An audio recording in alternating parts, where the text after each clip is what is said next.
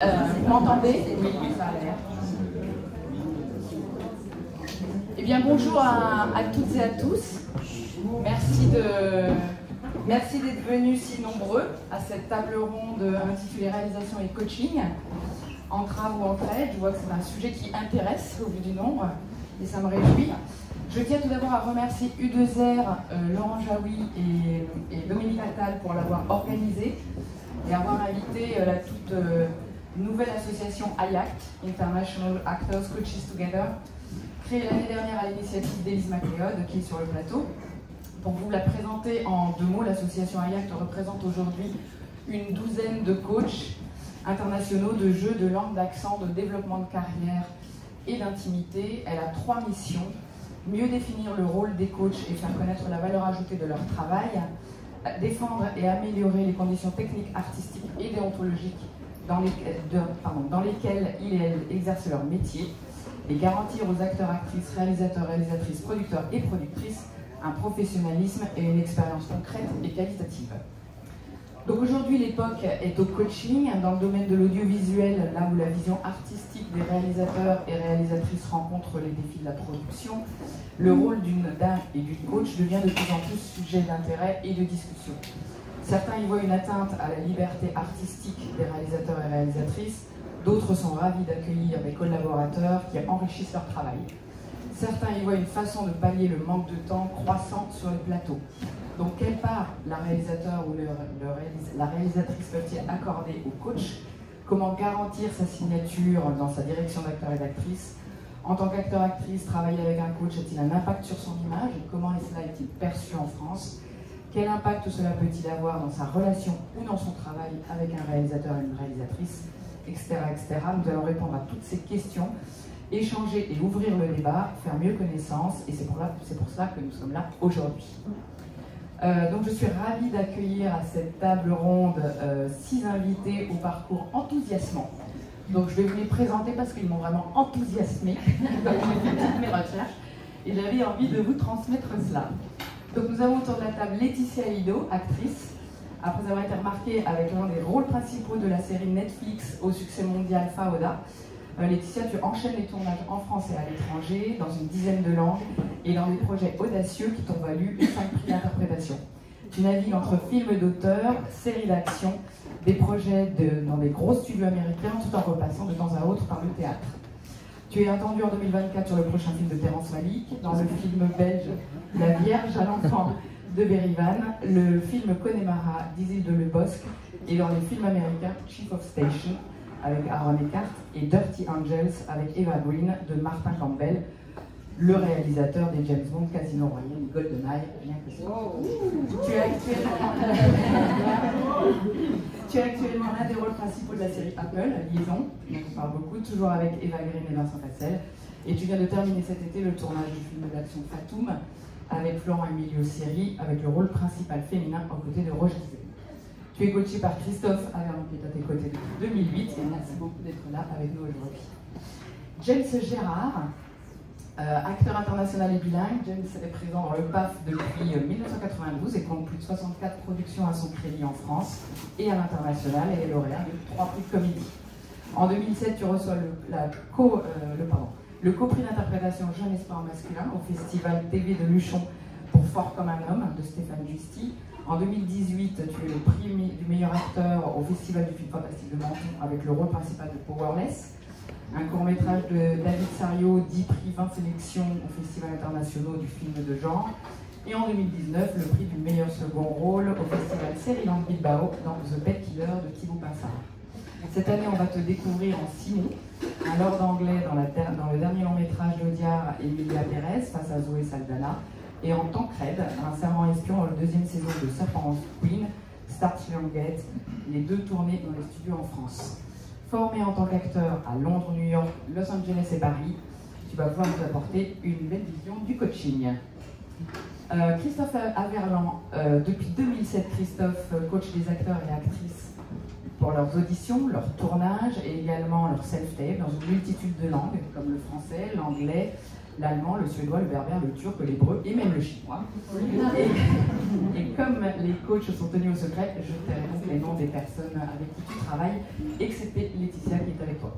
Basée à Paris, tu as également travaillé à New York, en Belgique, au Luxembourg et à Berlin. Ton approche met l'accent sur une proposition unique et authentique qui s'aligne sur la personnalité et l'identité de chacune, tout en travaillant sur la connexion avec l'instant présent. Ton but est que les acteurs et actrices se sentent à la fois force de proposition sur le plateau ou en casting, et complètement disponible pour répondre aux demandes et à la direction des réalisateurs et réalisatrices, directeurs et directrices de casting. En plus de ton travail de coaching, tu as réalisé plusieurs courts-métrages, auteur de pièces de théâtre et en mal de textes sur lesquels faire travailler les acteurs et actrices. Tu as également publié un recueil de monologues en français et en anglais aux éditions de la librairie théâtrale, chacun pour soi et un peu pour les autres. Tu es le cofondateur de Médiana et Communication avec moi en 1999 et cofondateur d'Ayac avec Élise avec toi. À côté de toi, pardon. Élise MacLeod, du coup, née en Australie, Élise, tu travailles et tu habites à Paris, tu commences par une formation de réalisation et prends des cours dans une école d'acteurs pour mieux comprendre ce qu'est un acteur ou une actrice, puis tu travailles comme assistante réalisatrice pendant 6 ans et metteuse en scène en même temps de 2000 à 2006. Depuis 2006, tu coaches les comédiens et comédiennes pour les préparer à leurs auditions, leurs self-tape, leurs tournages, en individuel ou sur les plateaux. Tu es appelé parfois par la production, parfois par les réalisateurs et réalisatrices, parfois par les acteurs actrices. Tu interviens sur les plateaux où tu es en direct avec les réalisateurs et réalisatrices et les acteurs en jeu, en français et en anglais. Tu t'adaptes aux besoins spécifiques de chaque acteur, chaque scénario, chaque rôle, et comme Christophe, je ne citerai aucun nom excepté James qui est à tes côtés. En 2008, tu crées Ciné Acting et animes des masterclass avec des réalisateurs, réalisatrices, directeurs et directrices de casting. Tu es intervenu à diverses reprises dans des écoles telles que Paris Sandy Meissner, Bilingual Acting Workshop, New York Film Academy et Blanche Salin. Et l'année dernière, tu as donc créé Ayak avec d'autres coachs. J'arrive aux réalisateurs et réalisatrices. Rodolphe Tissot, un palmarès à toi tout seul. Rodolphe, je passe les débuts avec des courts-métrages qui ont déjà été remarqués. J'arrive directement en 2010 où tu décroches le prestigieux Pyrénées d'Or de la meilleure fiction TV au Festival du film de télévision de Luchon, grâce à La Tueuse. Un film captivant sur l'addiction au poker. À cette occasion, Adrienne Poli a également été récompensée pour sa performance dans ce film. Ta carrière s'envole littéralement en 2012 lorsque tu co-crées la série Ainsi soit-il.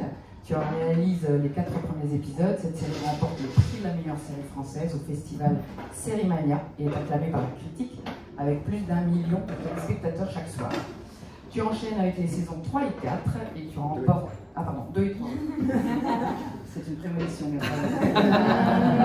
tu enchaînes les saisons 2 et 3 en 2014-2015, remportant à nouveau le prix de la meilleure série française au Festival Sérimania en 2014. Et tu es nommé meilleur réalisateur par l'Association des critiques de séries pour ces 2 dernières saisons. La série a reçu plusieurs distinctions, dont le prix du meilleur acteur pour Jacques Bonafé en 2016. 2016-2017, tu réalises 3 épisodes de la collection Les petits meurtres d'Agatha Christie, dont l'épisode de Noël, qui a battu des records d'audience avec plus de 6 millions de téléspectateurs.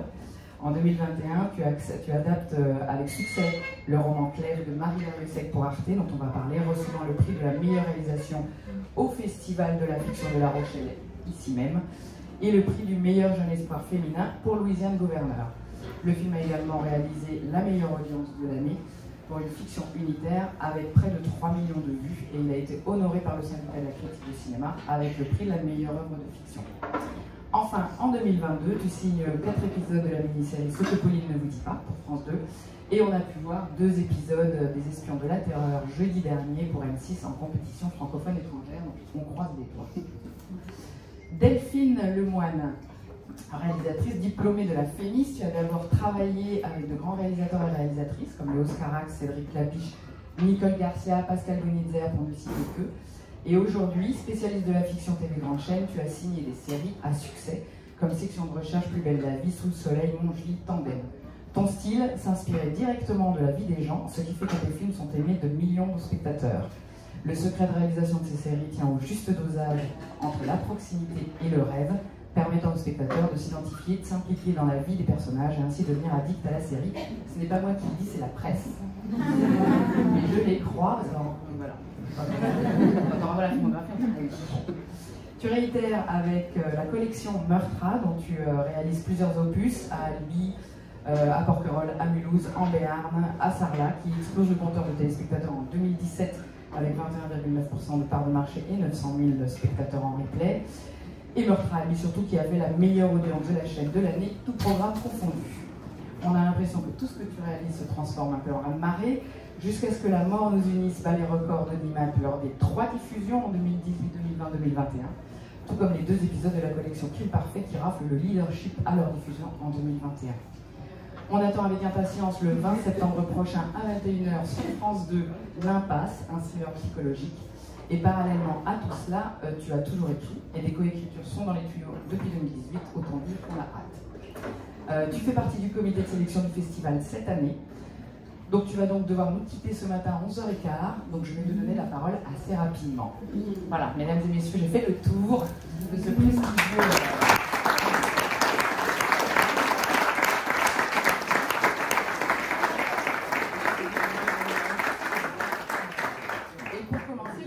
donner la parole aux 2 coachs qui sont présents, donc Élise et Christophe, pour qu'on soit tous d'accord sur le vocabulaire et la sémantique. Pourriez-vous donc me définir ce qu'est le coaching en matière de jeu d'acteur, en quoi consiste exactement votre travail? Donc, le coach d'acteur accompagne le comédien pour mieux proposer des choses. J'ai trop peur, non. C'est pas ce que je fais normalement. Je suis coach pour que vous fassiez ça.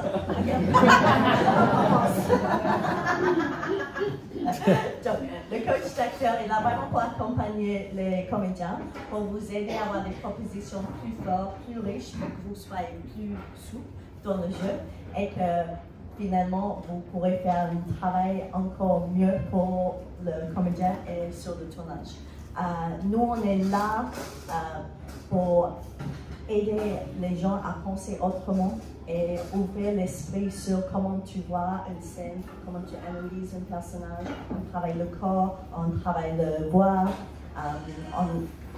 Vraiment, c'est une exploration et pour être plus créatif dans ce que vous pouvez donner aux réalisateurs. Apporter à l'acteur de la souplesse, de la générosité, force de proposition, et surtout pouvoir être souple et sûr de sa proposition. En fait, c'est plutôt aussi ça, c'est apporter une assurance à l'acteur, puisque c'est un travail solitaire, un travail d'acteur. Quand il est avec son scénario, il a des moments de lecture avec le réalisateur, des moments de répétition parfois, mais avant ces moments-là, il faut que lui soit clair sur sa proposition, et c'est souvent avec le coach qu'il arrive à trouver une proposition qui lui correspond pour être le plus à l'écoute possible, puisque le réalisateur va réaliser des moments. Delphine Rodolphe, quelle est votre opinion générale sur le rôle d'un coach dans le processus de réalisation d'un film ou d'une série? Le considérez-vous comme une aide précieuse ou comme une entrave à votre liberté artistique? Delphine.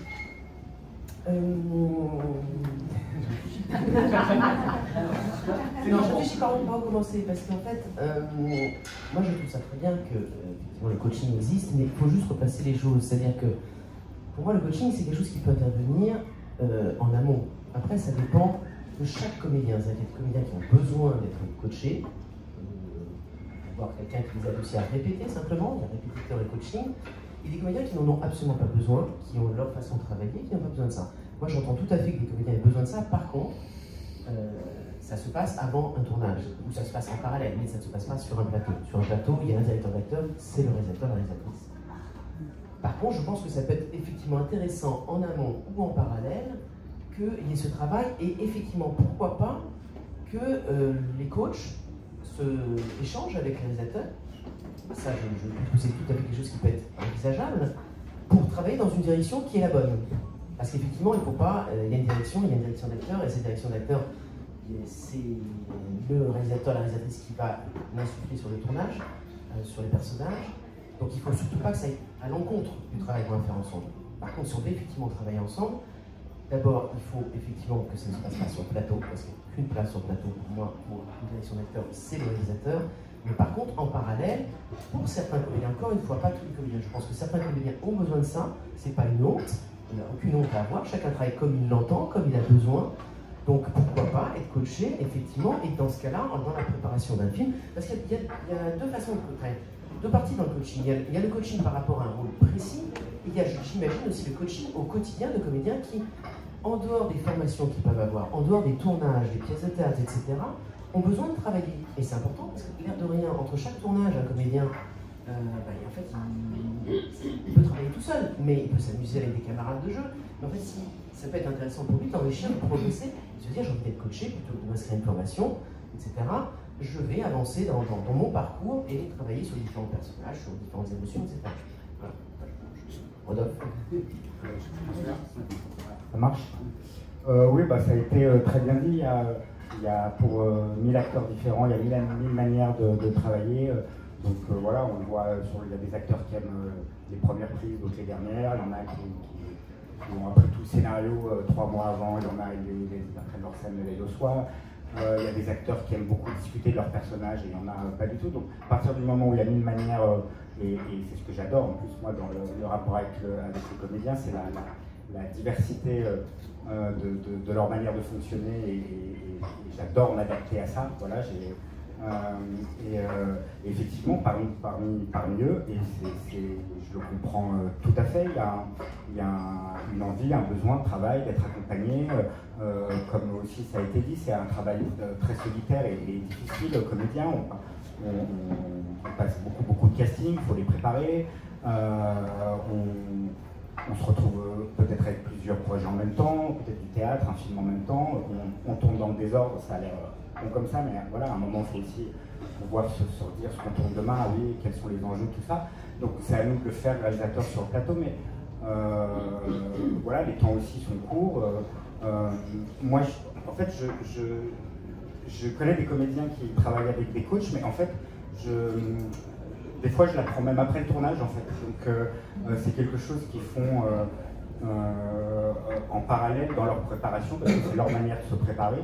Et voilà, moi je trouve ça super. J'ai appris en fait après le tournage, par exemple, très récemment, et en fait j'ai d'autres exemples que j'ai un peu oublié, mais Rachid Guelaz, qui joue dans Les Esprits de la Terreur, quand on a fait la conférence de presse l'autre jour, j'ai appris qu'il s'était fait coacher pour le casting, pour les scènes. Il m'en a jamais parlé, voilà, c'est ça.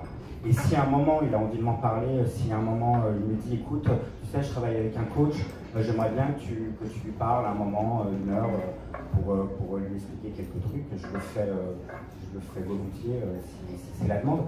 Après, effectivement, sur le plateau, ça ne m'est jamais arrivé. Effectivement, ça serait étrange et pas forcément bien que tout à coup il y ait quelqu'un d'autre qui vienne, comme le rapport avec le comédien quand même sur le plateau est un rapport direct précieux et important. Si tout à coup sur le plateau il y avait un intermédiaire, peut-être que ça serait gênant, mais en tout cas ça s'est jamais passé pour moi. Après tout ce que j'ai dit moi j'ai surtout une expérience avec une coach d'intimité sur le film Clef dont on a parlé tout à l'heure, voilà, où je trouve que c'est un cas un petit peu différent de toutes les généralités qu'on a pu dire là, mais oui, en tout cas moi j'ai aucun problème avec le coaching et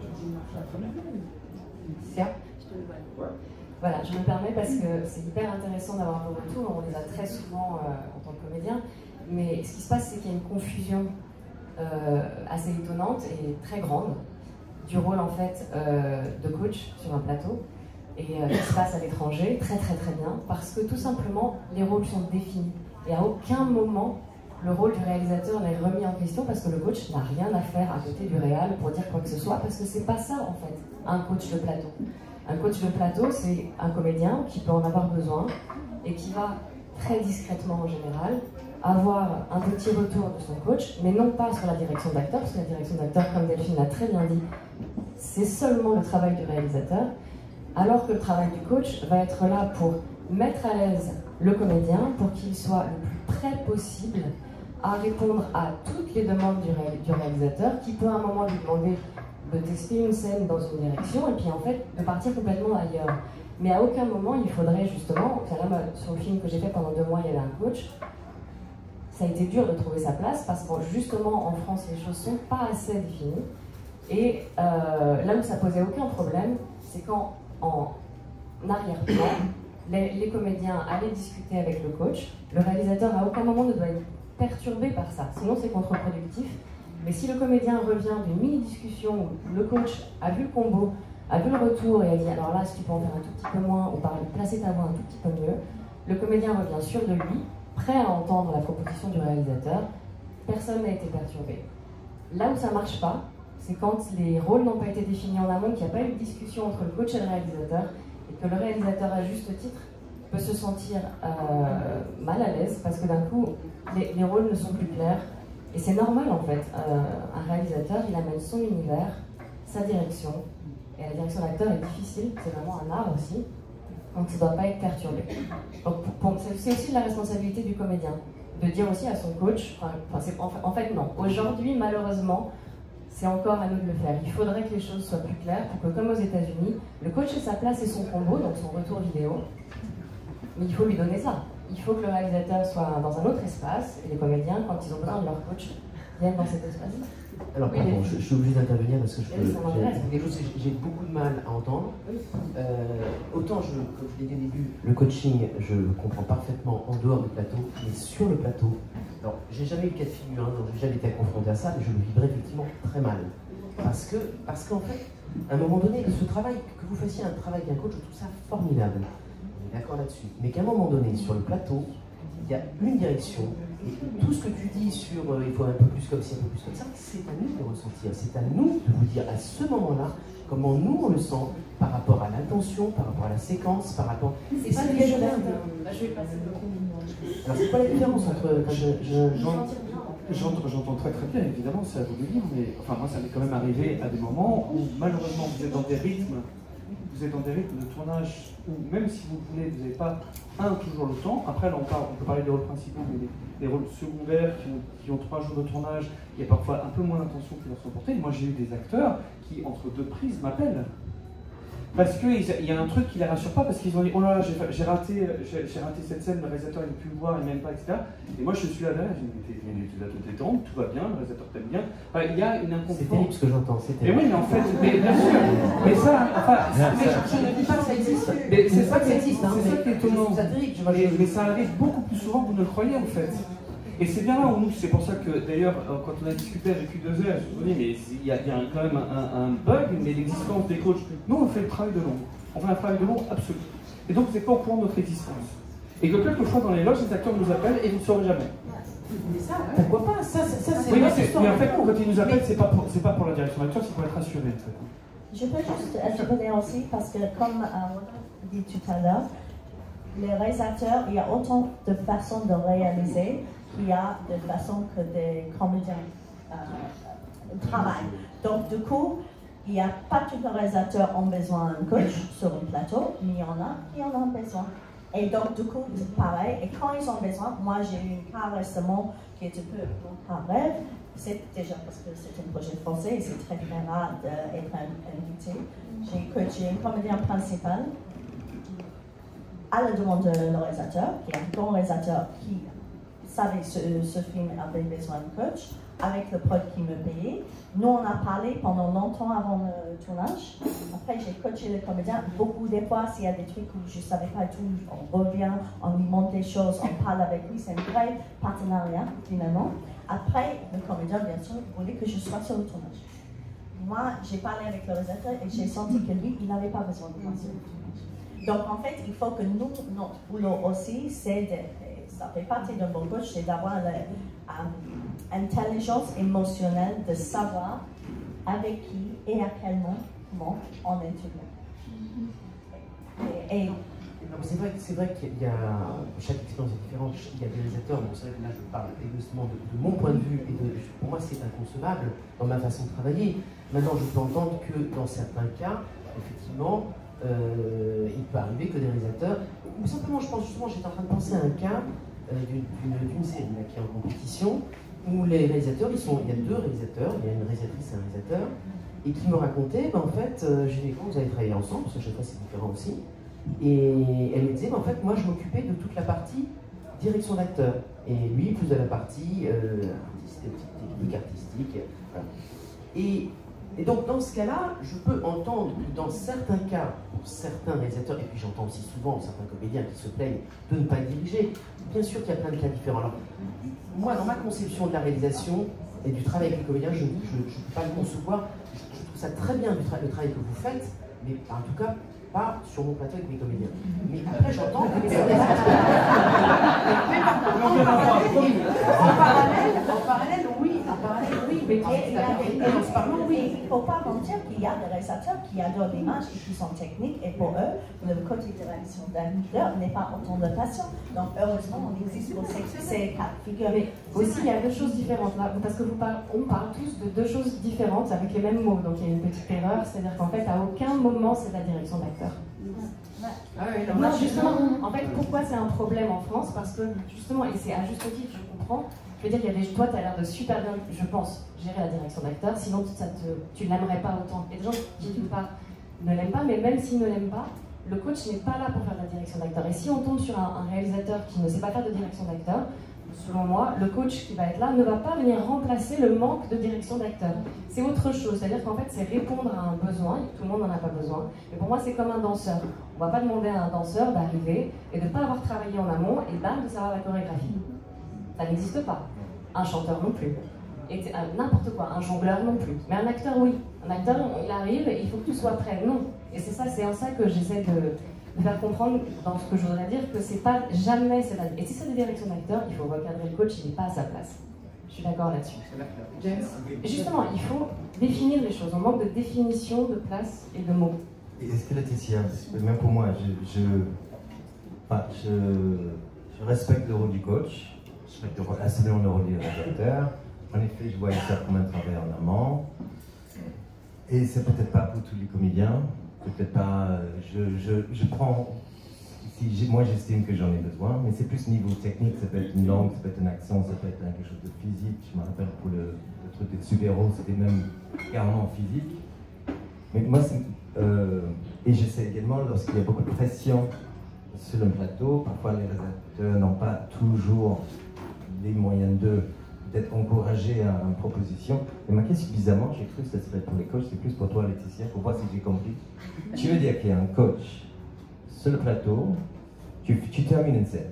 Donc, tu as tout de suite le réalisateur et réalisatrice qui disent « Ok, très bien James, mais je vois plutôt XY ».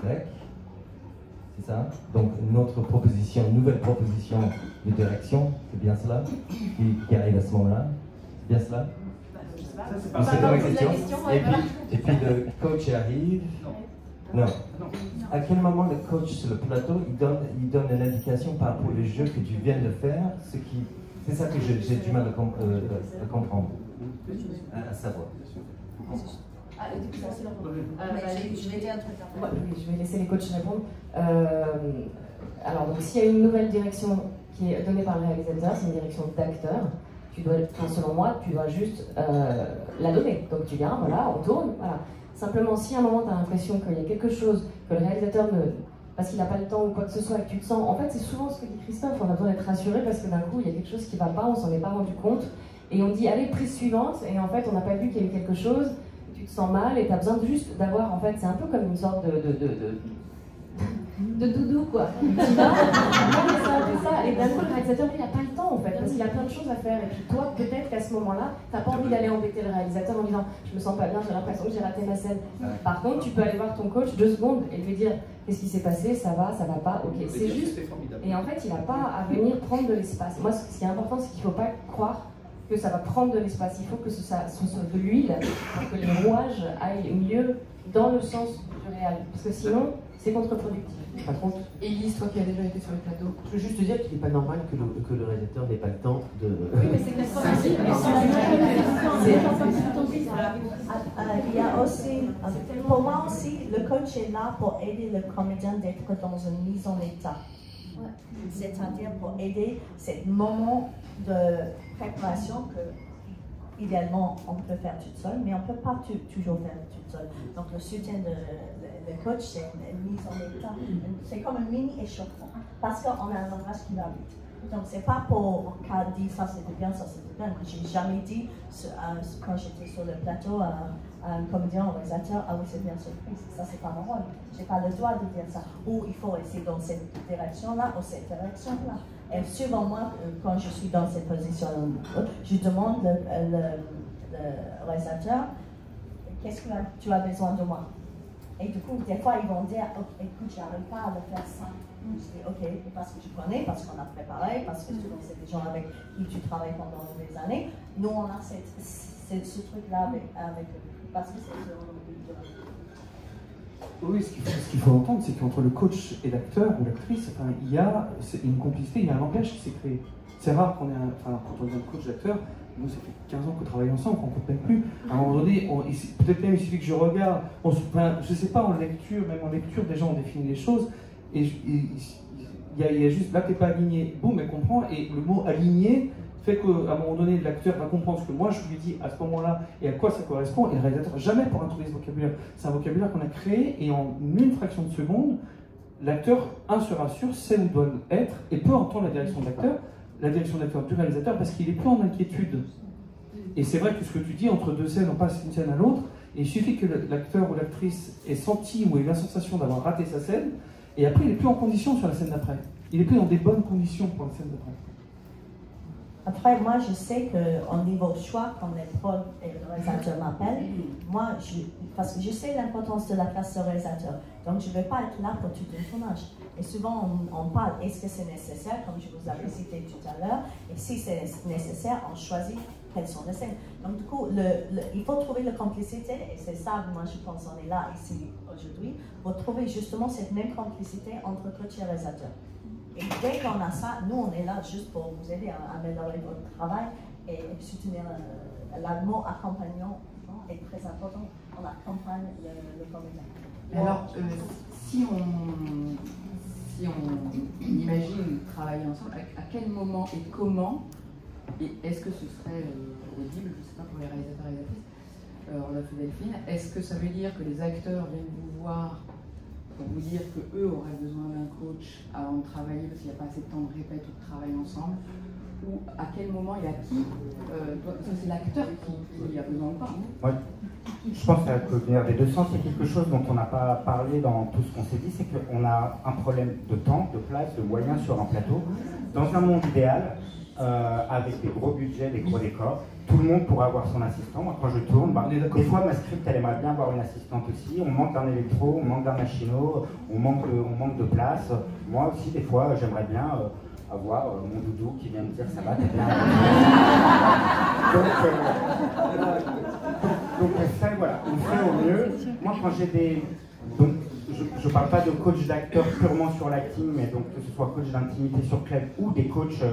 parce que je trouve que ça se rejoint quand même beaucoup. Là, sur les Espions de la Terreur, on tourne des scènes des GSI, des GSE, des filatures, du RAID.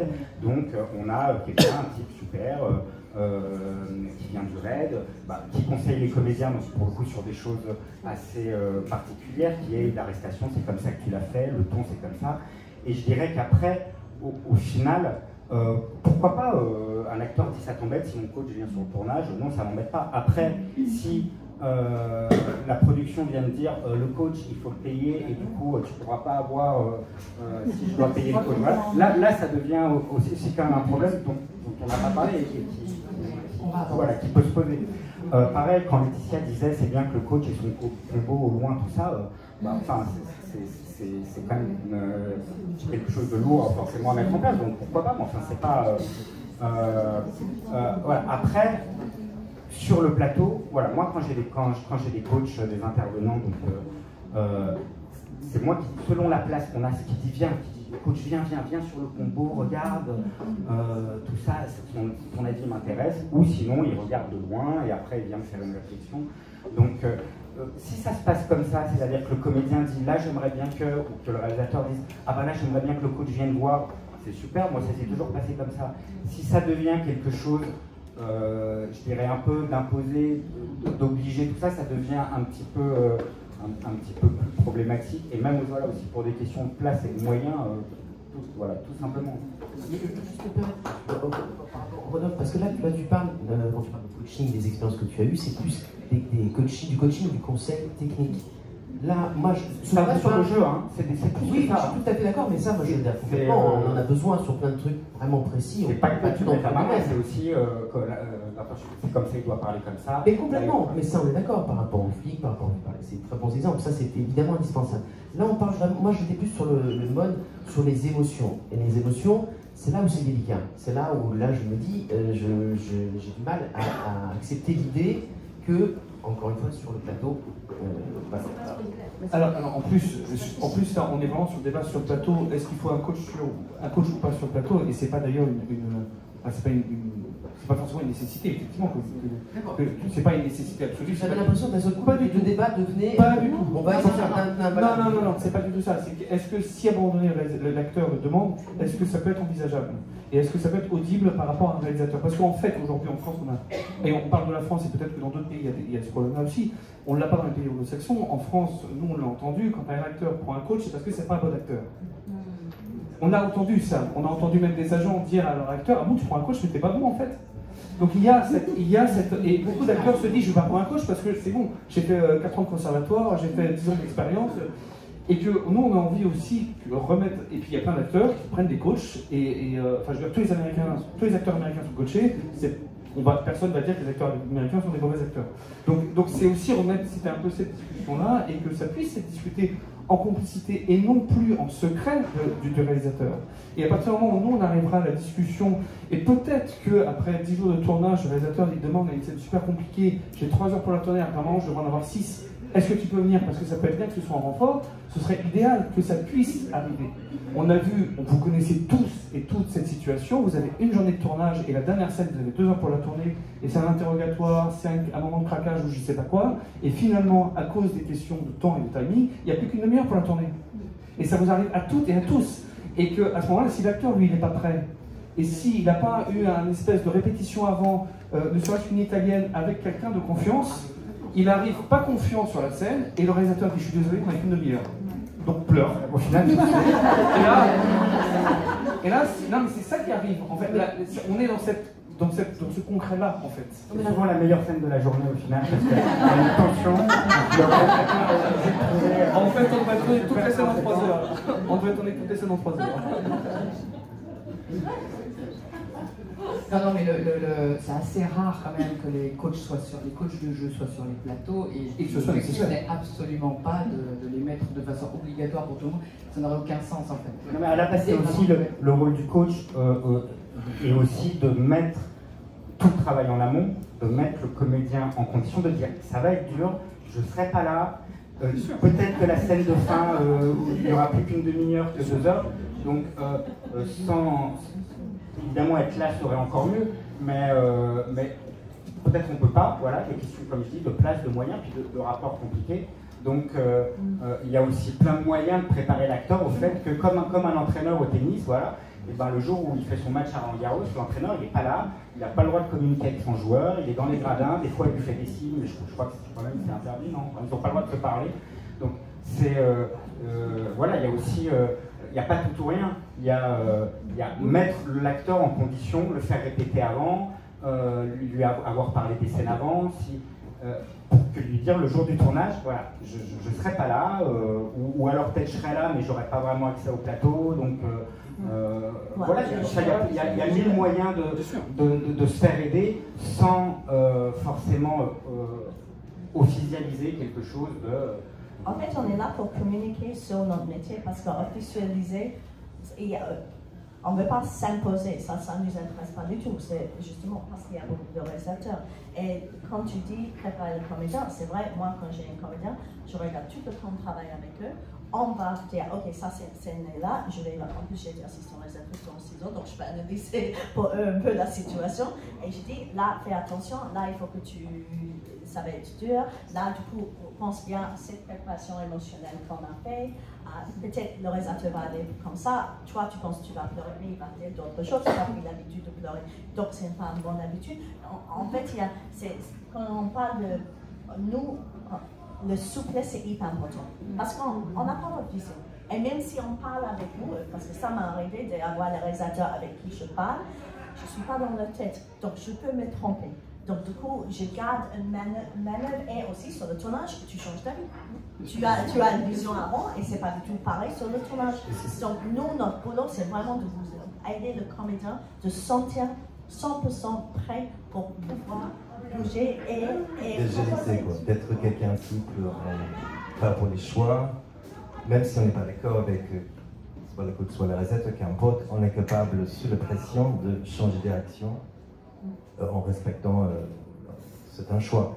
En effet, je pense que c'est comme un muscle, comme sportif, traverser les équipes, savoir l'agilité, changer et pas être dans sa tête en train de dire ah d'accord, ils n'ont pas aimé ce que j'ai fait mal, etc. Non, on va changer parce qu'il faut.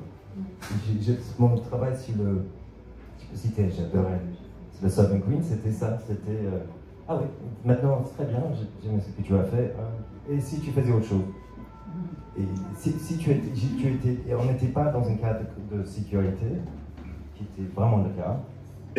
En effet, je peux me demander si éventuellement j'aurais fait plus passer un coup de fil dans la salle de bain, qui sait. Si vraiment je me trouvais dans ce moment de vulnérabilité qui m'est arrivé une seule fois, il y a début des années 2000, et j'ai pas tourné pendant 2 ans et demi, parce que j'ai perdu l'amour avec les camarades, tellement le relationnel a été, pour moi, tout de suite. Voilà. Donc, j'ai pu, j'espère, être devenu plus autodidacte, si on peut dire ça, un peu, parce qu'il faut être solide quand même, sur ses bases, avec la force, avec les années qui passent, etc. Mais je pense que personne n'est à l'abri de vouloir avoir l'aide de temps en temps de soutien quand il faut. Bien sûr. Oui, et évidemment, il ne faut surtout pas que les comédiens aient honte d'être coachés. Enfin, ça c'est un sujet. Moi, quand j'entends ça, je ne comprenais pas d'entendre dire que des comédiens n'osaient pas dire qu'ils étaient coachés. Je ne comprends pas, c'est une façon de travailler en fait. Donc, on a une clause de confidentialité avec des acteurs et des actrices. Et parce qu'il y a des réalisateurs qui considèrent, et des acteurs et des actrices qui travaillent avec du cinéma dit cinéma d'auteur. Donc on parle de réalisateurs qui font du cinéma d'auteur, dans lequel ce cinéma-là, et les actrices et les acteurs refusent parce qu'ils se disent qu'ils ont peur de la réaction du réalisateur. Ils ne veulent pas faire leur coming out en fait. Il y a une espèce de truc de. Enfin, c'est un truc, vraiment, c'est impossible. Et quand je vais à la projection, ils disent oui, il m'a aidé pour le média training, oui, mais. Ou c'est un ami, ou enfin je suis pas le coach quoi. Il fait comme un ami, je suis coach. Enfin donc moi je dis, c'est fascinant et c'est complètement à l'opposé, par exemple ce qui se passe dans un pays anglo-saxon. Et donc c'est vrai que quand on a, enfin nous cette visibilité-là, on se dit mais c'est pas possible parce que beaucoup d'acteurs se font coacher.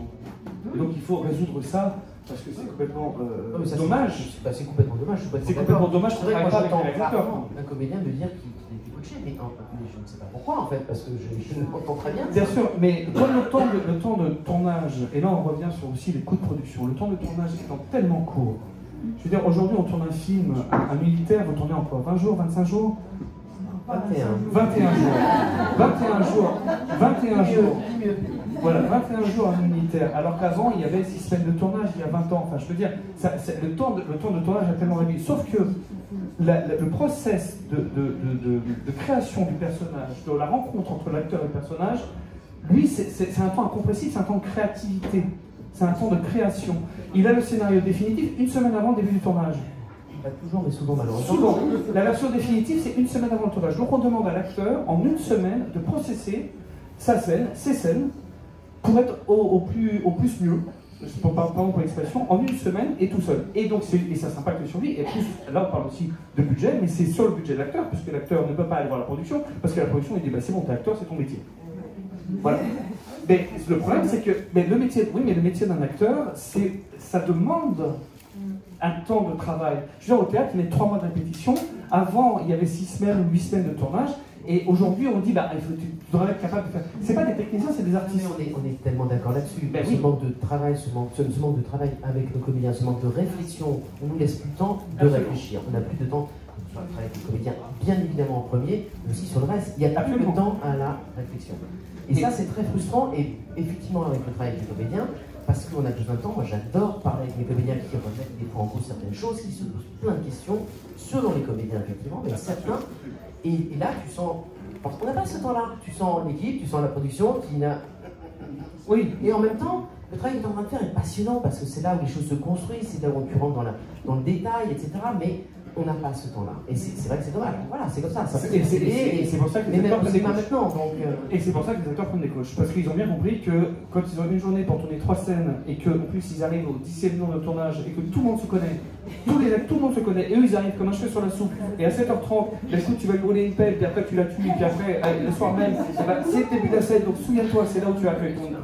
Je veux dire, l'acteur, comment est-ce qu'il peut faire en une journée? Enfin, à un moment donné, c'est une préparation, et même si vous, avec la meilleure volonté du monde, vous êtes là pour l'accompagner, vous ne pouvez pas compenser tout ça, c'est pas possible. Mais ils sont souvent très impressionnants, et j'ai l'exemple d'une comédienne que tu connais très bien, que je ne cite pas, parce qu'on ne cite pas les comédiennes, qui était venue sur le plateau comme ça une journée, et qui a donné une émotion à l'équipe, c'est pas l'équipe sur une série, etc.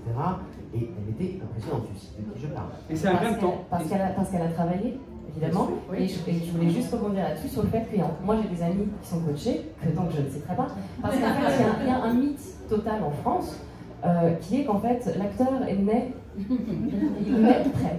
Et donc, alors que moi je cite tout le temps des gens comme Romain Duris, justement, qui a été au départ choisi pour ce qu'il était, et qui a dû travailler longtemps, et qui le dit, et qui a eu l'intelligence, et je le remercie de l'avoir dit.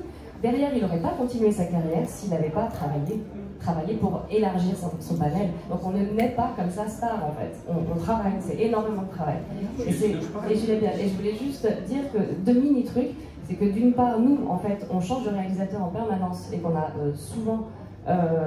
c'est assez rare qu'on ait cette chance d'avoir des gens qui aiment et qui ont le temps d'avoir la direction d'acteur, alors que le coach, on le garde tout le temps.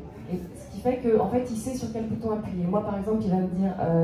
tel rôle, on a plusieurs axes comme ça dans ma tête, ça fait des années qu'il va me dire cannibale par exemple. Et là je fais et je sais ce qu'il veut. Et parce qu'il n'a pas besoin, parce que bon, c'est un mot, c'est un exemple, mais qui est parlant, parce que je vais me placer différemment dans ma tête, etc. Et la seule vraie question aussi que j'aimerais qu'on compare, comme ça, c'est se demander pourquoi encore en France ça devient. Enfin, il faut mettre en place des choses en France, alors que dans le monde anglo-saxon, les places, ça y est, elles sont créées. Peut-être qu'on peut s'en inspirer pour voir pourquoi ça pose aucun problème aux États-Unis de dire qu'on est coaché et qu'ils soient sur le plateau, c'est qu'ils ont mis en place, ça a pris des années. Donc nous, on doit apprendre pour voir comment ils ont fait pour que ce soit pas un problème. On va essayer de gagner un peu de temps là-dessus. Et puis que ce soit pris en charge par les productions. C'est à un moment donné, il faut aussi l'envisager aussi comme un gain de temps.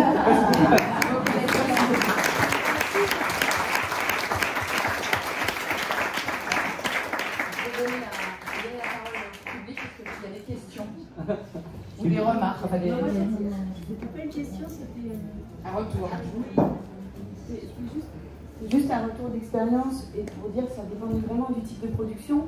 Parce que par exemple, moi j'étais auteur plateau lors du lancement de Demain nous appartient. Quand même, il y a une grosse machine, il tourne je sais pas combien de scènes par jour, 3 plateaux, 3 réals, des comédiens, pas possible. S'il n'y avait pas eu de coach, c'est complètement perdu quoi. Et donc même les coachs, ils nous appelaient, nous, moi la scénariste, pour dire bon, on en est où, c'est quelle scène, qu'est-ce que je dis à l'actrice, etc. Et franchement, je pense que c'était nécessaire. Sans coach... Là, c'est pour le coup, on est dans des schémas de production où c'est complètement acquis, intégré. Là, il faut un coach parce que justement... Mais là, ils ont compris, et là où les productions, toutes productions confondues, devraient intégrer ça, c'est que c'est un gain de temps. Du coup, en fait, on fait arriver à l'acteur une émotion en 2 prises, là où il n'y arrive peut-être pas en 2 prises, sur un truc où il a que 2 prises, et où la scène va être bien parce que c'est des bons acteurs, enfin vous êtes tous des bons acteurs à un moment donné, c'est bon, vous savez jouer, c'est pas le sujet. Mais être encore mieux, être encore plus fin, être encore plus aligné. Et ça amène un truc où tout à coup l'acteur il devient explosif, en 2 prises. Là où il leur faut des calmes, d'habitude, ils sont qui les attendent. C'est pour ça que ça dépend vraiment du type de production. Absolument. Fabienne? Non, enfin oui. Je pense que c'est tout à fait intéressant, mais tout ça est extrêmement individuel. Ah oui. Bon voilà, vous avez des comédiens qui ont besoin de coach, qui ont envie de coach, c'est parfait, qu'ils les aient, il n'y a aucun souci.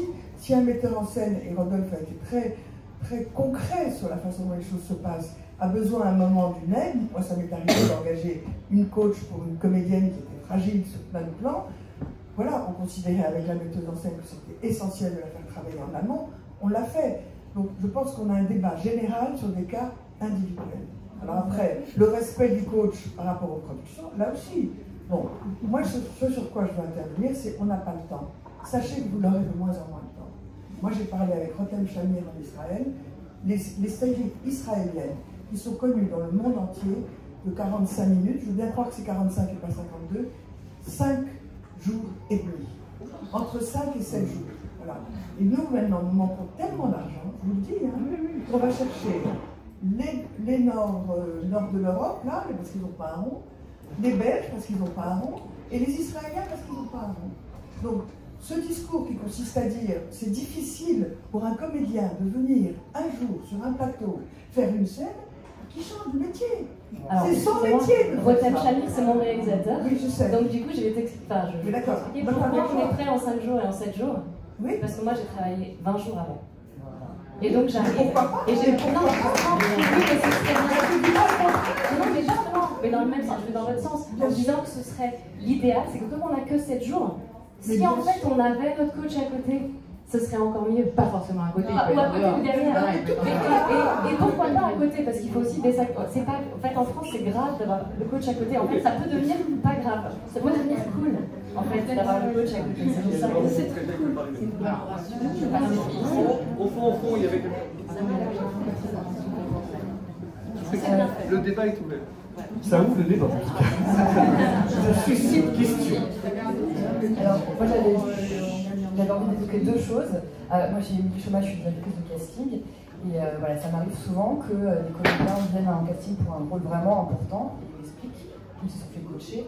Et honnêtement, je vois une vraie différence. C'est-à-dire qu'ils arrivent déjà avec une profondeur. Ils ont vraiment étudié leur personnage et quand on discute du scénario, il y a quelque chose d'assez abouti. Et voilà, en général, en casting, je dirige quand même des comédiens, j'aime bien justement tester plein de choses. Et souvent, ils sont déjà très prêts en fait.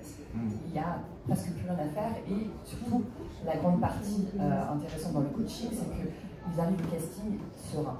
Alors que c'est souvent que on arrive au casting, ils sont stressés, je fais des blagues pour essayer de les rassurer, j'essaie de prendre le temps. Mais c'est vrai que quand il y a eu des coachs en amont, ce travail-là est presque déjà... Mais il n'y a pas de débat là-dessus en fait.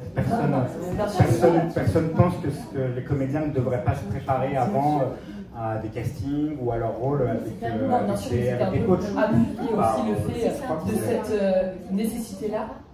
Et je voulais aussi évoquer une interview qu'il y a eu il y a quelques années de Juliette Binoche qui expliquait à quel point elle avait besoin de coach, qu'il ne fallait pas croire qu'elle en était là sans travail et que continuellement elle était constamment en train de travailler et qu'elle avait un coach. Et je crois que c'était une interview qui avait fait quand même assez date parce que c'était une des rares de son niveau à oser dire qu'elle avait clairement besoin de son coach.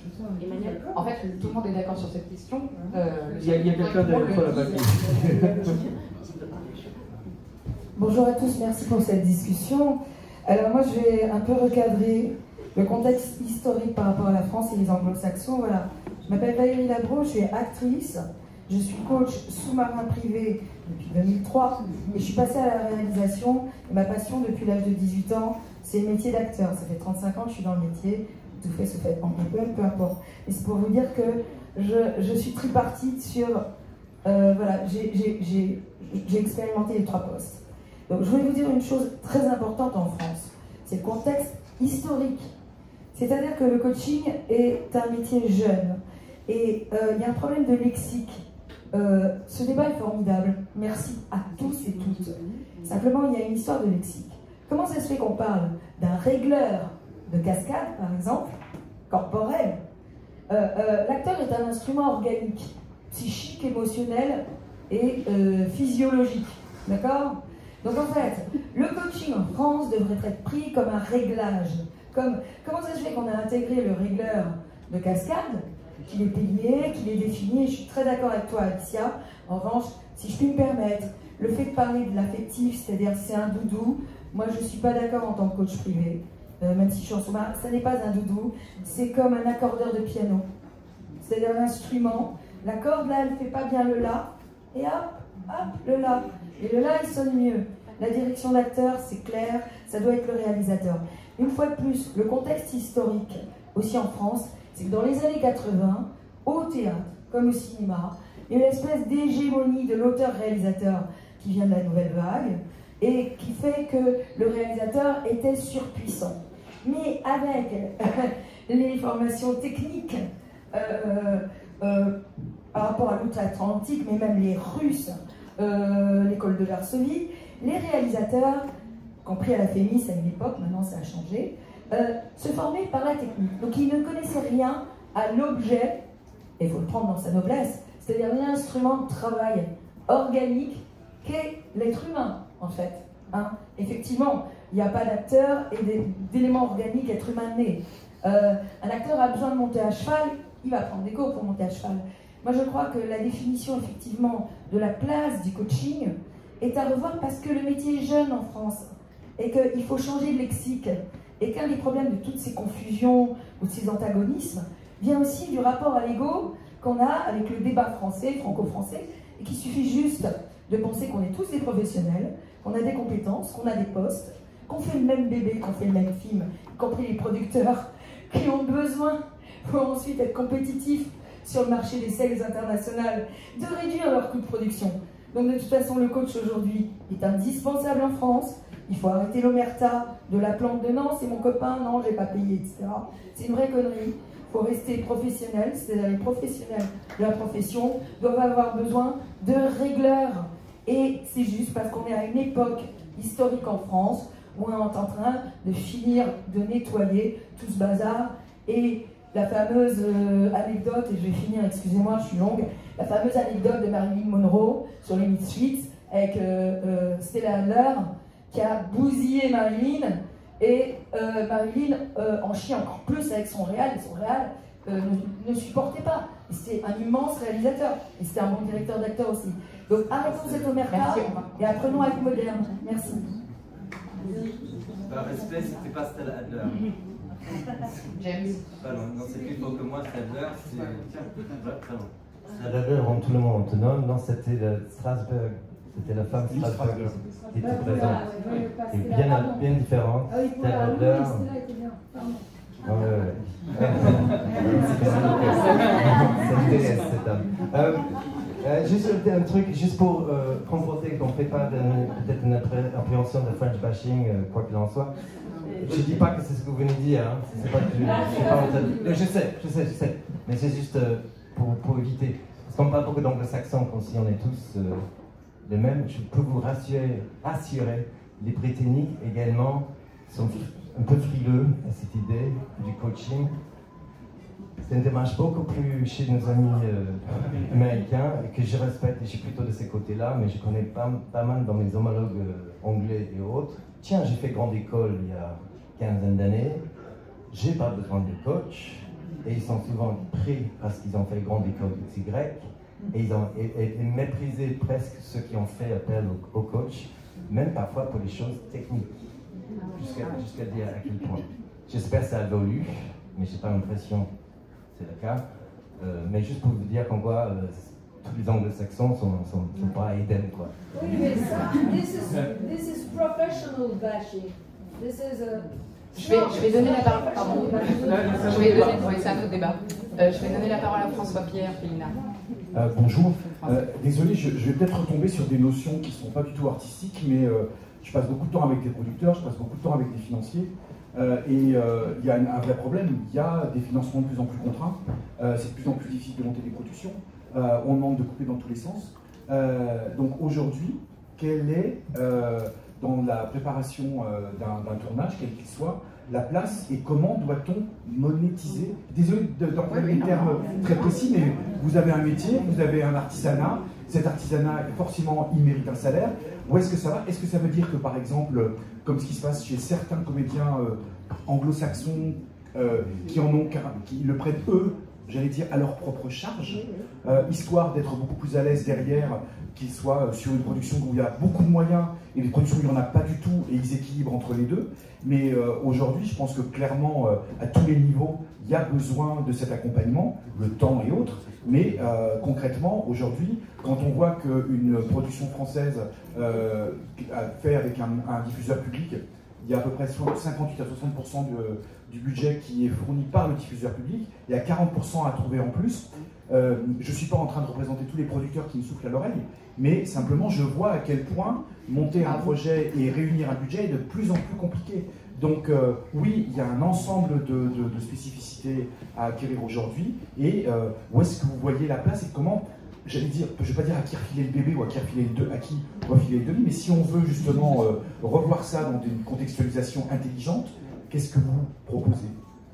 Je peux juste raconter une petite anecdote parce que c'est quand même intéressant pour que les producteurs comprennent ça.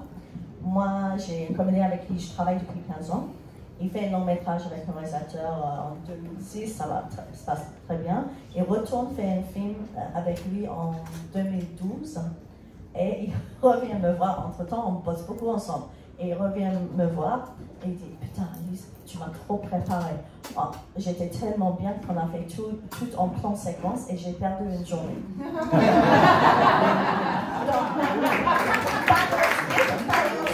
Des choses qui valent mieux, des comédiens bien préparés peuvent avoir des avantages. Ça n'a pas répondu à question, mais ça rapporte des avantages financiers de comédiens bien préparés. Mais c'est un argument qu'on peut faire jouer. Mais c'est... Pardon. Je peux essayer de répondre, même si je ne suis pas vraiment du côté production, mais de mon expérience. Donc sur Clèves, on avait une coach qui a servi au sein d'intimité, mais qui était plus que ça. Donc c'est pour ça que je ne fais même pas un débat sur le coaching d'intimité. C'était le personnage principal était une jeune fille qui était du premier au dernier plan, qui avait 20 jours de tournage, en tout cas qui était là de tous les plans, qui avait un rôle compliqué à assumer en plus des scènes d'intimité. Donc il y avait un coach qui est au scénario coach, d'ailleurs pas de coach d'intimité qui est coach, parce que ça, le rôle qu'elle avait, elle est au-delà de juste régler avec moi, enfin un autre débat, ces scènes, et tout s'est très bien passé. C'était une volonté de ma part, voilà. J'avais, alors peut-être parce que le rôle était difficile et il y avait ces scènes difficiles, parce que c'était aussi un peu une jeune comédienne, et voilà, on en a parlé, elle était preneuse, donc on a une coach au scénario, au générique, pardon, et après oui, c'est dans nos budgets, comme pour tout, comme pour l'éclairage, le décor, machin, on trouve des solutions. Elle a eu un petit forfait avec la production, elle était 2 jours sur le tournage, donc qui était quelque chose de bien, parce qu'elle n'était pas là tous les jours, ou peut-être je m'entendais très bien avec elle, hein, ça serait peut-être très bien passé, mais il n'y a jamais eu de sensation qu'elle prenait trop de place. Qu'elle vienne 2 jours, ou peut-être 3, a été chouette, parce que du coup elle voyait aussi le tournage, donc elle pouvait en parler à la jeune comédienne, à Louisiane, lui dire « Ah, donc je ne serai pas là demain, mais enfin j'ai vu le rythme, tout ça, donc fais attention à cette scène. » Elle parlait après le tournage, elle se voyait 1 heure ou 2, elle parlait des scènes qui allaient arriver. Donc ce que je veux dire par là, c'est que si tout le monde en a envie, on sent qu'il y a besoin, et là la prod, moi tout ça, on avait envie, on était voilà, dans un vrai truc de coaching, et on a trouvé une solution de production à notre échelle, qui fait que ça a marché. Donc oui, je pense que c'est possible, mais après on peut pas l'institutionnaliser au point de dire maintenant si on a un comédien, bah, on a un coach tous les jours. En fait, sinon, là, on parle pas. Non, mais je dis pas que c'est ce que vous réclamez, mais voilà. Mais puisqu'on parle de budget, il y a enfin, un film de 52 minutes, c'est... je vais dire, un acteur que je connais, ça va être 4 heures de coaching. On ne parle pas de 4 semaines de coaching. On ne parle pas de budget. On sera de toute façon moins cher que le tarif d'un réalisateur qui prendra le temps pour la répétition. On parle de budget quand même tout à fait raisonnable. Enfin, on n'est pas... c'est tranquille, quoi. Là, je fais répéter une comédienne, elle a récurrent sur un film, il y a 6 épisodes, pas sur une série de 6 épisodes, on a calé 8 heures et on n'est même pas sûr de les faire. Donc on est sur... Pour elle, voir toutes les scènes, on fait une première fois où on lit toutes ces scènes, une deuxième fois on prend les scènes un peu compliquées, on se dit qu'est-ce qu'on va faire là, puis enfin, je veux dire, on n'est pas sur des budgets mirobolants. Et en fait, l'anecdote d'Élise, moi j'ai aussi vécu sur un film d'auteur cinéma où ils avaient prévu 6 heures de tournage pour finalement l'acteur était tellement prêt. Pareil, ils ont fait un plan de séquence et le réalisateur était là, l'acteur a été applaudi alors qu'il venait juste sa journée, il a été applaudi, tout le monde était ravi, ils ont fait 2 prises. Puis après, c'est bon, on va faire des inserts, ils ne savaient plus quoi faire. Donc, enfin, je veux dire, ils n'avaient pas le décor après. Donc, c'est un gain de temps, en fait, aussi.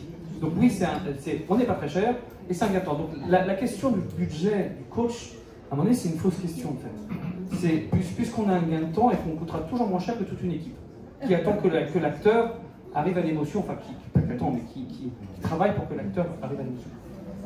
Oui, juste, je suis complètement d'accord avec tout ce qu'on vient de dire, et les coachs pour les comédiens. C'est juste que là, ce qu'on vient de dire là, c'est ce qu'on faisait, en fait, c'est ce qu'on fait en tant que réalisateur quand on répète. Et donc, je pense que le travail, enfin, il faut qu'on soit en collaboration pure, parce que, par exemple, faire les 8 heures ou les 4 heures qu'on fait en lecture avec les comédiens, c'est exactement ce travail-là qu'on fait avec le comédien quand on est réalisateur. Alors c'est vrai qu'on n'a pas le budget de préparation, alors qu'en fait c'est le grand problème, c'est tout ce temps de préparation qu'on avait autrefois, je ne sais pas quand, petite peut-être, quand j'ai commencé, voilà, c'est un temps de travail que par moi, là j'ai fait mon premier film, pour mon premier film je me suis octroyé, avec ma prod qui était d'accord, parce qu'elle ne le savait pas, les journées entières le samedi avec mes comédiens pour travailler. Bon, c'est un accord avec mon comédien et moi, parce qu'ils en avaient besoin, j'en avais besoin, donc on l'a fait. Mais c'est vrai qu'au départ, à l'origine, c'était des journées prévues en pré-production. Voilà, bon. Alors, est-ce que déjà, on n'a pas le temps de le faire, nous, les réalisateurs et les comédiens qui ont super envie de travailler ensemble? Alors, c'est vrai que pour les petits budgets, est-ce qu'on va même réussir à rajouter ce budget? Ça serait génial, mais c'est vrai que les petits comédiens qui auraient besoin d'être coachés, ils n'auront même pas les moyens eux-mêmes avec leur cachet de les payer. Donc c'est pour ça que c'est au réalisateur peut-être de le faire, même sur son temps quand même, sans être payé, on va comment dire. C'est un peu... Ça se superpose un petit peu. Oui, je pense aussi que ça dépend de chaque cas de figure. Parce que moi, quand je suis assistant réel il y a 20 ans, on a fait 2 semaines de répète tout le temps. Donc il n'y a pas ce truc. Mais il faut qu'on vive avec nos temps. Et c'est vrai, la question de temps est importante. Donc la place de le coach est devenue importante parce que le comédien n'est pas une machine. Oui, c'est ça. Et c'est pour moi, je ne suis pas d'accord. Ça ne doit pas être un métier solitaire. Vous ne devenez pas comédien pour travailler toute seule. Sinon, vous devenez auteur. Donc, mais honnêtement, et donc, du coup, le travail avec un réalisateur ou avec un coach est hyper important dans l'efficacité et la créativité du film, en fait. Et j'aimerais dire quelque chose parce que j'entends ce que tu dis, mais je ne suis pas tout à fait d'accord. C'est pas le même travail de se faire avec un. Non, mais c'est vachement important parce que tout à l'heure, vous rigoliez sur le mot doudou, mais vous avez aussi dit qu'un acteur, c'est un outil physiologique, c'est un outil émotionnel. Et moi, quand j'ai 2 semaines de répétition avec mon réalisateur, ce qui n'existe pas, bien sûr, c'est pas à lui que je vais dire j'y arrive pas et j'ai peur. Parce que moi, mon réalisateur, j'ai envie qu'il sache que je suis une machine de guerre, que je suis une Ferrari. Alors qu'en fait, en dessous, je suis peut-être une 2 chevaux pendant 3 heures, quoi. Mais j'ai besoin que... C'est pour ça que c'est une collaboration. Et voilà, c'est pour ça que c'est hyper intéressant de dire que parfois, parfois on est fragile, évidemment, sinon on ne serait pas ces acteurs-là, on ne serait pas ces artistes, et que des fois on a besoin, effectivement, désolée, je reviens sur le mot doudou, mais il y a un moment, c'est un régleur émotif aussi, c'est un régleur d'émotion. Non, mais c'est pas, je pense au mot, mais et c'est vachement important des fois de dire j'ai peur et j'y arrive pas. Et ça, il n'y a pas de place, il n'y a pas de place pour le dire. Et c'est très important. Comme un tennisman qui va dire j'arrive pas, ce coup droit j'y arrive pas. Mais quand il a Roland Garros, il va pas dire oui, et il faut pouvoir dire, il faut un espace où parfois on a le droit de dire je n'y arrive pas. C'est important. Je vais juste dire un truc aussi, c'est que moi la dernière chose que je fais dire à un comédien avant que je tourne, c'est que tout ce qu'on a fait maintenant tu oublies. Parce que pour moi il y a 2 étapes de travail, c'est pas le même travail. Le coaching n'est pas la direction d'acteur. Toutes les recherches et l'expérience, je dis, on oublie, tu oublies. Maintenant, tu passes à la nouvelle étape qui est tournage. Et c'est vrai qu'on ne comprend pas assez ces étapes-là, quelque part. Et c'est ça qui est important. Laurent, une question? Oui, donc Laurent Joly. En fait, on a organisé ce débat pour qu'il y ait un échange et une meilleure connaissance de part et d'autre entre réalisateur et coach. Et donc on voit qu'il y a une partie de coming out. on fait partie de ce débat fait partie de ce process, parce que je pense que si les réalisateurs sont plus au courant de ce que font les comédiens, si les coachs se mettent en relation avec les réalisateurs, s'ils échangent avec eux, ce sera aussi une façon de, au lieu que les choses puissent des fois faire interférence, au contraire de travailler tous dans la même direction. Donc c'était aussi quand il y a des coachs, que ce ne soit pas caché, que ce ne soit pas honteux. C'est vrai que historiquement, on a en France beaucoup plus la tradition du génie inné. Moi, je me rappelle d'une productrice avec qui, sur un projet, Elle m'a dit, mais qu'est-ce que tu as fait avant? J'ai dit, j'ai fait une école de cinéma. Elle m'a dit, ah, dommage. Ça veut dire, je ne suis pas, voilà. Donc on vient de ça aussi en France. Il y a une évolution dans nos métiers, il y a une internationalisation, il y a des pratiques qui commencent à s'internationaliser. C'est le moment d'en parler entre nous et c'est le moment de trouver ces nouveaux modes de fonctionnement. Voilà. Et bien, c'est très Et on remercie encore vraiment les deux heures pour ça, parce que c'est nécessaire. Bonjour. Bonjour. Au risque de vous décevoir, moi je ne suis ni actrice ni vraiment réelle, je suis émergent et c'est important aussi de parler parce que vous avez beaucoup dit que un comédien c'est un métier et finalement on ne vous paye pas pour la justesse d'une seconde ou d'une minute, on vous paye pour le travail que vous avez fait avant et en fait du coup c'est effectivement comme les cascades, ça se prépare, ça se chorégraphie et un point qui moi m'avait intéressé parce que récemment j'ai assisté à une conférence sur le coaching d'intimité et tout ce que vous avez dit, donc je ne vais pas déformer son nom, donc Monia Haït El Hadj avait réussi à dire des choses qui étaient très justes, qui effectivement si on parle de lexique ça va aider, donc je me permets de le lire, mais j'ai une question en fait sur le casting sauvage parce que je sais très bien que tout le monde veut gagner de l'argent et donc on va chercher des gens qui ne sont pas acteurs, tout ça vous frustre et après derrière on sait très bien que c'est parce qu'ils n'ont pas l'expérience nécessaire pour faire les choses correctement. Donc du coup ce qu'elle disait c'est que parlant de la scène d'intimité, c'était le parent pauvre de la prépa et que c'est pas forcément du sexe, ça peut être un bébé qui tète une scène très forte, ce qui fait que en fait c'est comme une scène de cascade, ça se prépare et ça se chorégraphie. Elle ne veut pas parler de coaching, elle veut parler de coordination. Pourquoi? Parce que pour elle c'est finalement faire un film c'est de l'argent, mais quelque part il faut qu'on puisse être juste techniquement et donc elle est conseillère technique payée par la prod et elle est appelée soit par le réal, soit par les comédiens. Et ce qu'elle dit par rapport à ça, c'est que en tant que conseillère technique à la réalisation, donc elle met en scène, on n'est pas des coachs, c'est de la coordination, on propose plusieurs process et c'est pas de la censure. Vous avez beaucoup parlé d'espace safe, donc au final, encore une fois, là si on parle de coach parce que c'est une mot très à la mode et on l'a écrit là, la méfiance elle vient du fait que vous pensez qu'on va vous grand remplacer, c'est pas vrai, c'est juste en fait, c'est une aide. Et c'est un gain de temps et d'argent, et tout le monde est content, et c'est un métier, en fait, effectivement, c'est dommage, comme beaucoup de choses, de devoir faire un comédien là-dessus. Donc, bref, bien sûr. Mais voilà, c'est dommage, parce que les comédiens, c'est pas forcé, en vrai, on est au courant maintenant.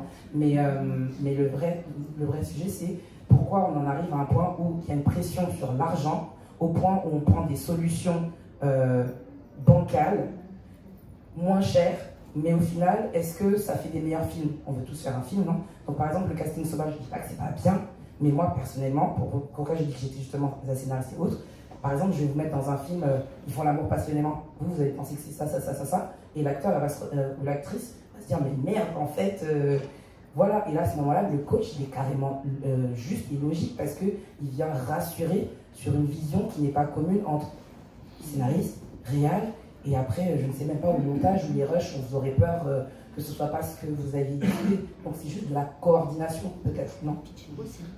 C'est aussi la coordination.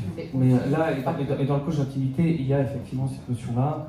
Et nous aussi, ça peut nous arriver quand il n'y a pas de coach d'intimité, et que tout à coup on sait qu'il va y avoir une scène un petit peu touchy, et on en parle avec le comédien, avec la comédienne, pour que, comment est-ce que je peux faire? Là, normalement, il veut m'embrasser dans le cou, moi j'ai pas envie qu'il m'embrasse, je sais pas, tu peux peut-être juste lui caresser la joue, comme ça signifiera un moment de douceur, tu peux proposer ça au réalisateur. Ah oui, ça c'est pas bête, ça, parce que il y a des acteurs, des actrices qui n'aiment pas être touchés ou qui ne se sentent pas avoir un rapport physique, même léger, avec leur partenaire de jeu, qu'ils ne connaissent pas, qu'ils n'apprécient pas, des fois, et qu'il faut trouver la solution pour qu'il y ait quand même à la scène, à l'image, donc c'est des solutions, mais ça, c'est la coordination. Et pour le coup, moi je l'ai fait 2 fois, hein, dans toute ma carrière, c'est arrivé 2 fois. Mais je suis passé en réalisateur et c'est l'acteur ou l'actrice qui a proposé ça au réalisateur. Pour rajouter un mot, justement, c'est Mona. Oui, ouais. Et c'est formé aux États-Unis parce que c'est pas en France. Exactement. Alors, j'ai passé du trajet dans le train depuis Martigues à Paris, on discutait, on échangeait justement là-dessus.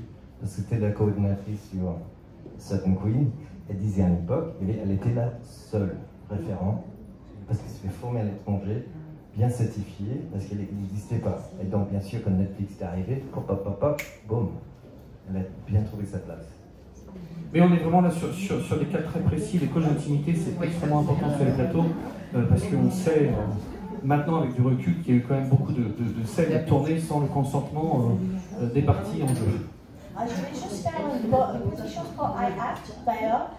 Pour nous, on n'a pas encore des coachs d'intimité qui fait partie de l'association, mais c'est un projet pour nous. Donc si vous en connaissez, vous voulez nous recommander, c'est avec grand plaisir. Et on a aussi des coachs d'enfants aussi. On va élargir, on a commencé juste il y a 1 an, donc on est 12, mais on fait appel à d'autres coachs aussi. On va prendre une dernière question. Oui. Une avant-dernière question. Avant une question, c'est plus une constatation. Moi, je m'appelle Marie Sabat. Je viens de la musique de film. Donc, voilà, je ne connaissais pas ce métier de coach. Et c'est pour ça que je voulais rebondir sur tout ce que j'ai entendu. Je voulais rebondir sur tout ce que j'ai entendu, qui est vraiment très très intéressant. Ça fait plus de 40 ans que je suis dans le métier de la musique de film avec différents corps de métier. Et aujourd'hui, je suis agent de compositeur.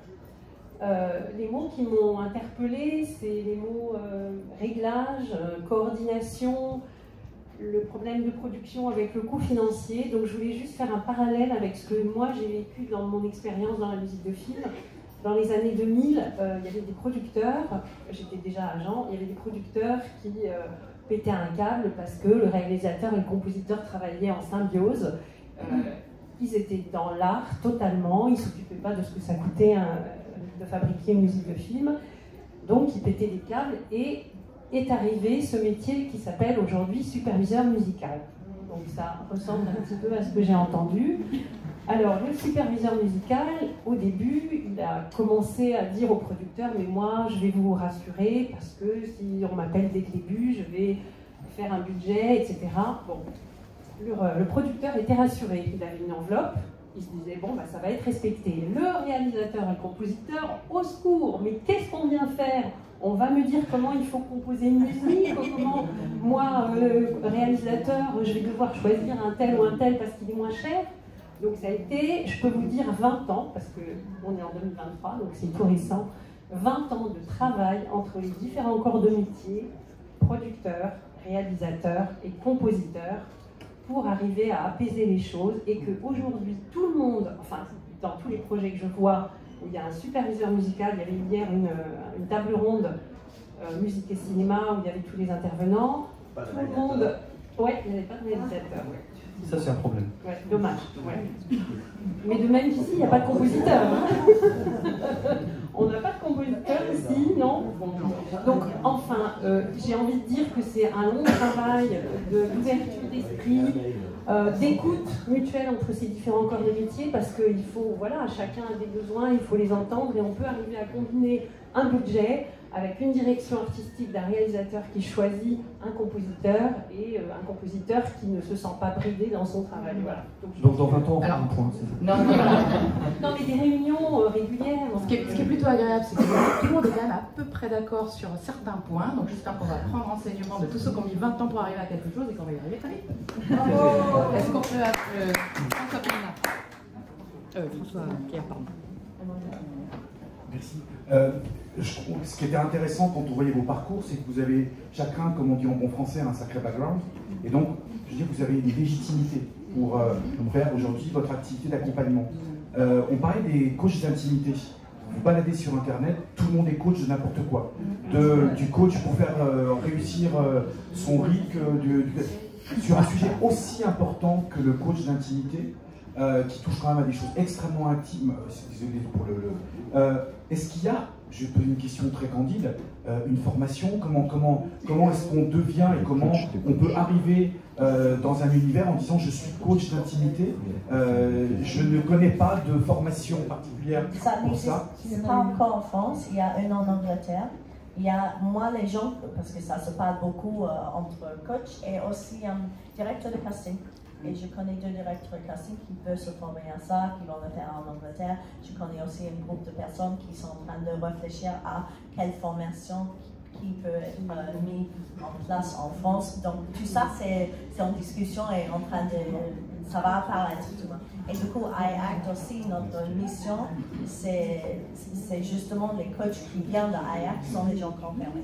Il faudra une certaine expérience pour pouvoir dire que vous êtes coach, parce que c'est vrai, c'est très facile de se déclarer coach. Puis dans iAct, juste pour faire un petit point là-dessus, on a mis aussi une charte éthique par rapport entre le rapport du coach et de l'acteur ou de l'actrice, parce qu'évidemment, on se retrouve enfermé seul dans une pièce avec donc on est forcément, et puis on est dans un rapport de confiance. Donc il faut qu'il y ait la charte éthique qu'on a mis aussi en place, qu'on a créé, qu'on a mis en place. C'est aussi pour protéger les acteurs et les actrices de tout problème qui pourrait survenir dans ces situations-là.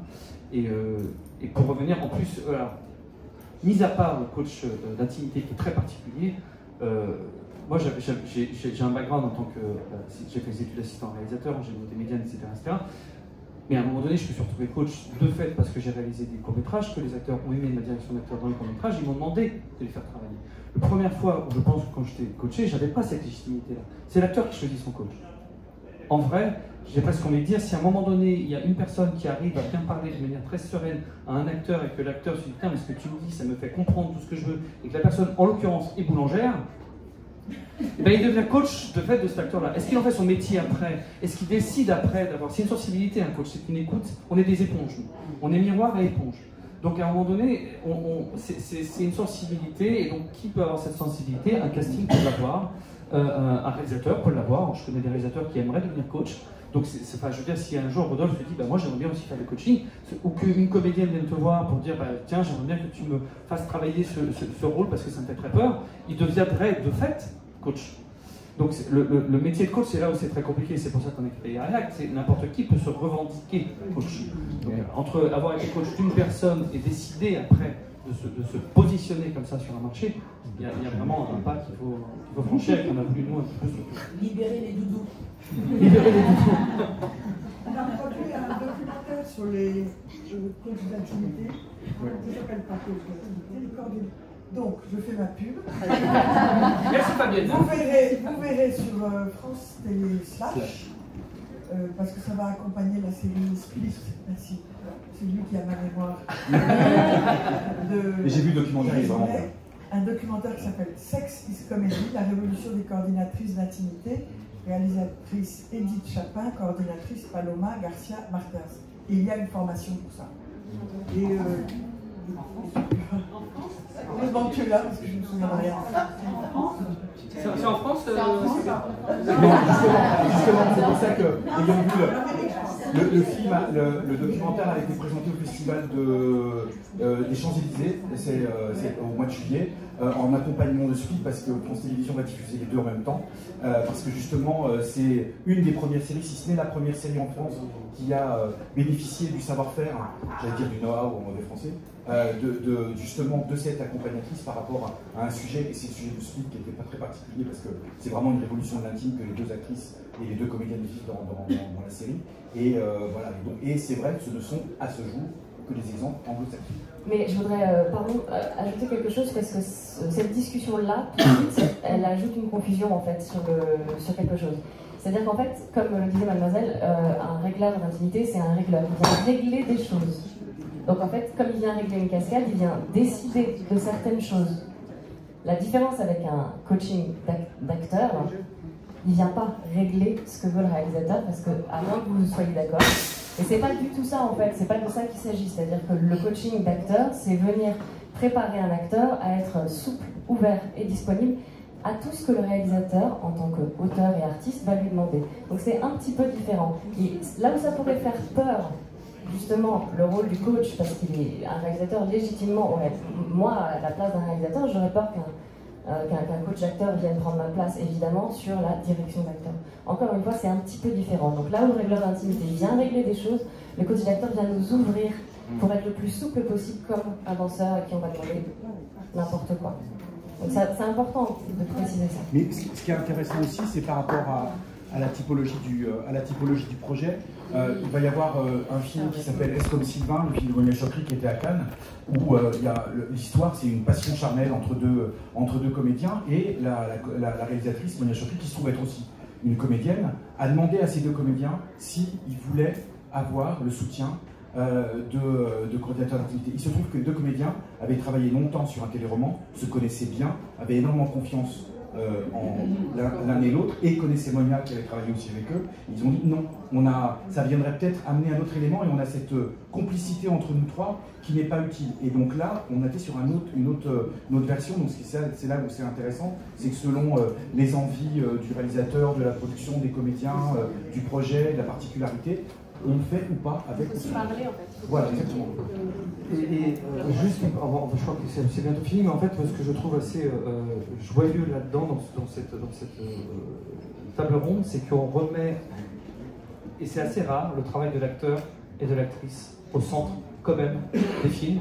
Et quand on regarde souvent les conférences qu'on a entendues, c'est la place du scénariste. On n'a pas un bon film sans un bon scénario, on n'a pas un bon film sans un bon ceci ou un bon cela, c'est vrai. Mais en vrai, on a aussi vu des films qui n'étaient pas, des scénarios qui n'étaient pas extraordinaires et des acteurs qui nous ont emportés. Et on a adoré le film parce que les acteurs étaient juste géniaux, ou au contraire, des films où on sent bien que le scénario est très bon, que la réalisation est très bonne, mais que l'acteur principal ou que les acteurs ne sont pas extraordinaires. Et on en est un peu déçu. Donc en fait, vraiment l'acteur n'est pas juste un interprète, c'est un artiste-interprète. Et tout son endroit de création artistique, c'est quelque chose qu'il faut quand même, il faut le garder aussi en ligne de mire. Eh bien, je crois que cette...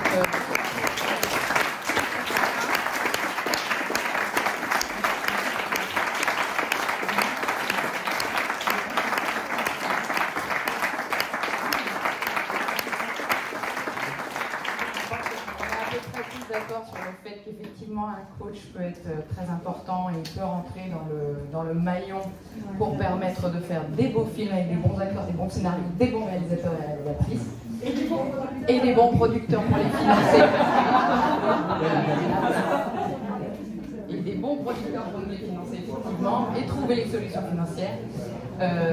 Et bien, je vous remercie d'avoir été si nombreux à cette table ronde et puis on continuera le débat et j'espère qu'on mettra moins de 20 ans pour arriver à quelque chose. Merci.